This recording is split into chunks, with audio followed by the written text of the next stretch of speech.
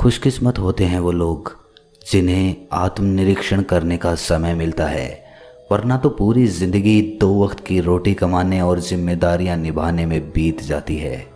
अपने लिए समय ही नहीं बचता और वही जिम्मेदारियां निभाते निभाते आदमी इतना थक जाता है कि जिंदगी एक बोझ लगने लगती है।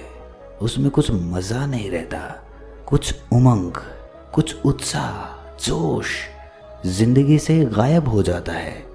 लेकिन आदमी हमेशा से ऐसा नहीं होता। कभी तो वो बहुत जोशीला, उत्साह से भरा हुआ रहा होगा, लेकिन अब ऐसा क्या हुआ कि वो जोश ठंडा पड़ गया? जिंदगी में कोई उमंग या उत्साह की किरण दिखाई नहीं पड़ती। ऐसा क्यों हुआ?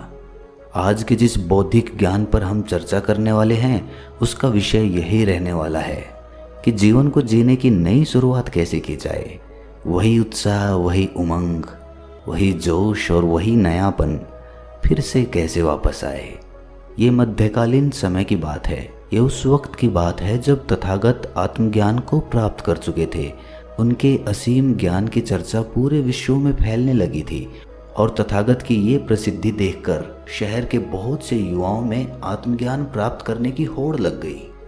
आत्मज्ञान प्राप्त करने की इच्छा बहुत कम शिष्यों में थी, लेकिन आत्मज्ञान का दिखावा करके सब में प्रसिद्ध होने की लालसा सभी के दिल में बसी हुई थी। जब भी तथागत के पास कोई युवा शिष्य आत्मज्ञान प्राप्त करने के लिए आता, तो तथागत उसे कुछ दिनों के लिए भिक्षा मांगने और चुप रहने के लिए कहते।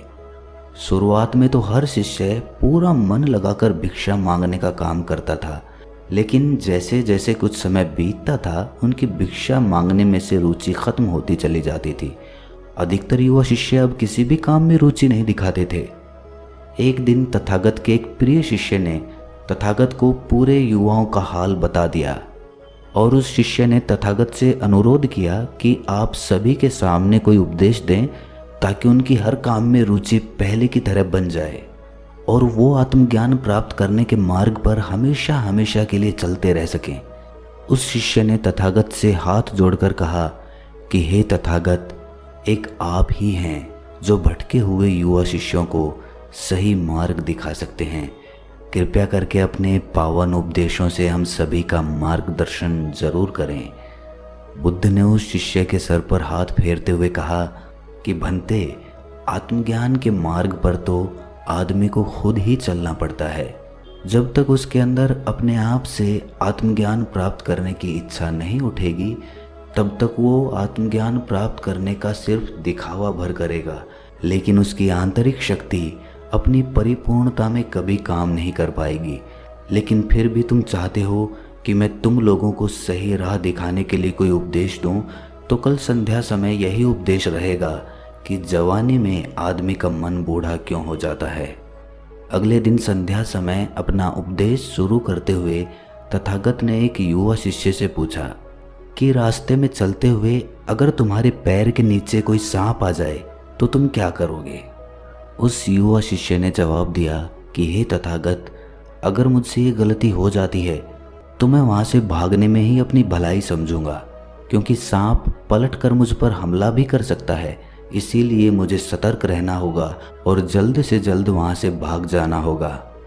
तथागत ने सभी शिष्यों को संबोधित करते हुए कहना शुरू किया कि जिस प्रकार जंगल में एक हिरण अपने प्राणों के लिए हमेशा सतर्क रहता है, उसी प्रकार एक शेर उसका शिकार करने के लिए पूरा सतर्क रहता है। उसे जब भी मौका मिलता है वो उस हिरण का शिकार कर लेता है। तो यहाँ पर जिसकी भी सतर्कता कम होगी, उसे अपने जीवन से हाथ धोना पड़ेगा। या तो हिरण मारा जाएगा या फिर शेर भूखा मर जाएगा। मज़े की बात यह है कि उस शेर और उस हिरण को प्रतिपल सतर्क रहना होगा। अगर उनमें से कोई भी एक पल के लिए भी चूका तो वो अपनी बाजी हार जाएगा।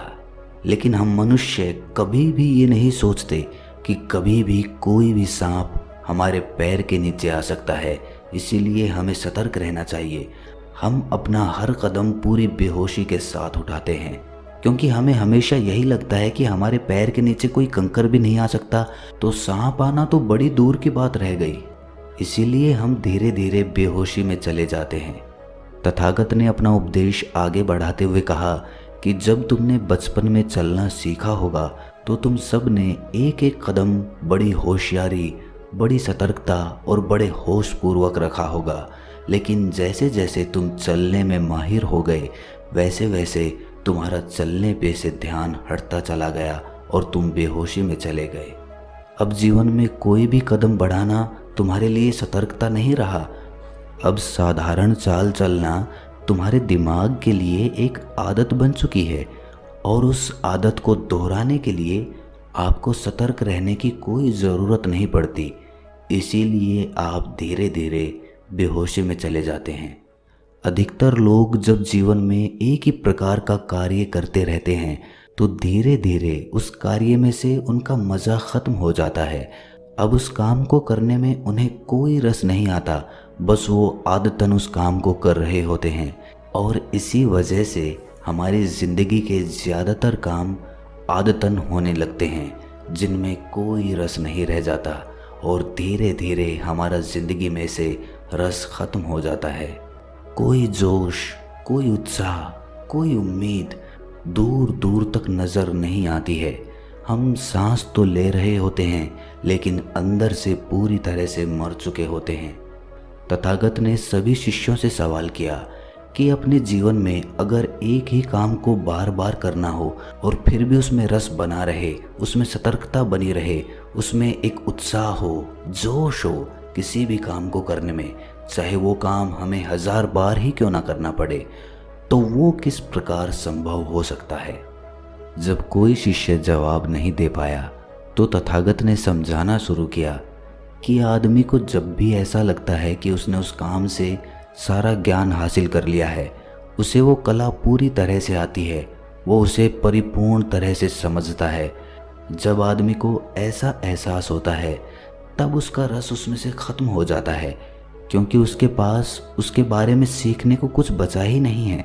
अब वो सीखे तो क्या सीखे, वो तो उसे पूरा समझ चुका है। और यहीं पर एक आदमी गलती कर देता है।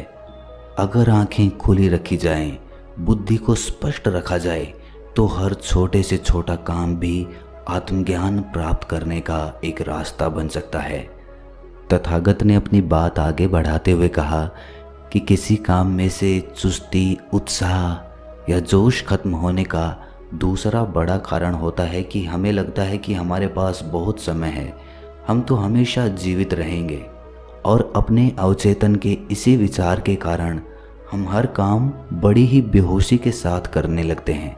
लेकिन जो समझदार होते हैं वो ये जानते हैं कि हर सांस आखिरी सांस हो सकती है, इसीलिए हमें हर रोज़ मरना होगा।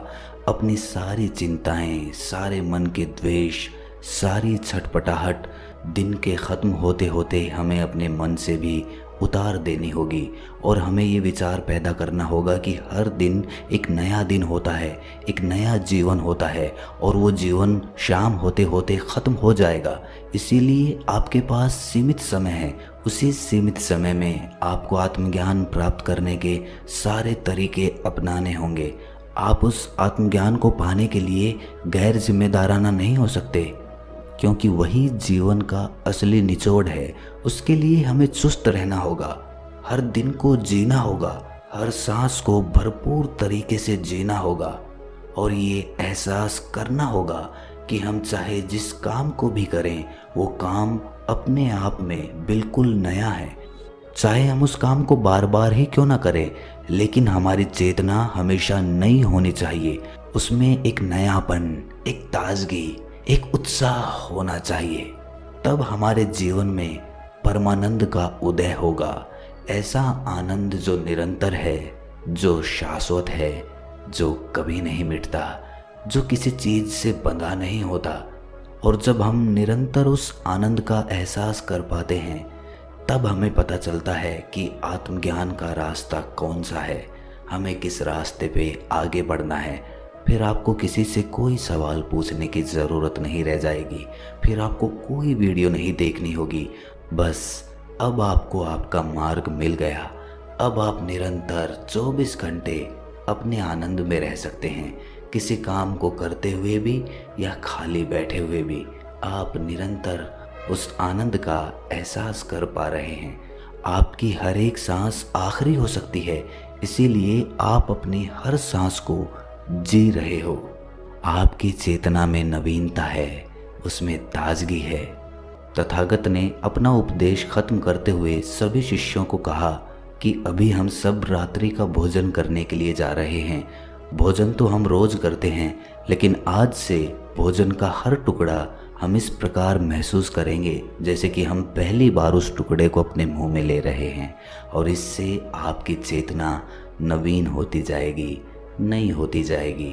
हर काम में इस प्रयोग को अपनाओ और आप पाओगे कि आपके शरीर के बूढ़ा हो जाने पर भी आपकी चेतना एकदम नवीन है। आपकी आंखों में कोई थकावट नहीं है, बल्कि उसमें एक आश्चर्य, एक उत्साह बना हुआ है। इसके बाद तथागत और सभी शिष्य रात्रि का भोजन करने के लिए भोजन कक्ष में पहुंच जाते हैं। तो दोस्तों, कैसी लगी ये कहानी आपको?